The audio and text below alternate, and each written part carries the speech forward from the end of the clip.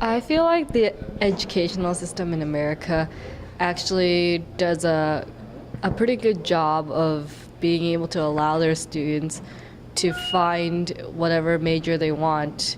When it comes to colleges, there's a very diverse there are many majors that you can choose, and it's very diverse. I actually have a couple of friends that don't go to college at the moment, that are working full time in jobs, and it's not that it's not that they're not going anywhere with it, but it feels like without that kind of higher education, there are less options for you in the corporate world. Overall, it just does depend on who you are, the amount of work you put in, and your talent overall.